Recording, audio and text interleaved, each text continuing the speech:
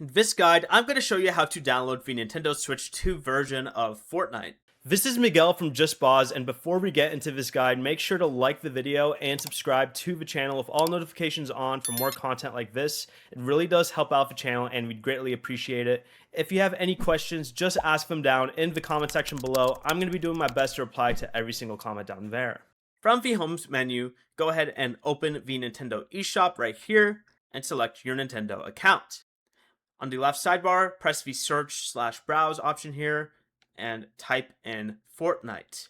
It might just pop up right here, but choose the Fortnite suggestion. When it appears, press search, and you'll see two available versions right here. Scroll over to the version labeled for Nintendo Switch 2 right here, and then select it. Make sure you choose free download on the confirmation page, scroll to the bottom, and select free download again. Once the purchase confirmation appears, press the home button, and after a few seconds, the Fortnite virtual game card should appear. You can also just press it here if you already downloaded it before, but select OK, and the download will begin automatically. Wait for the installation to finish, then open Fortnite from your home menu.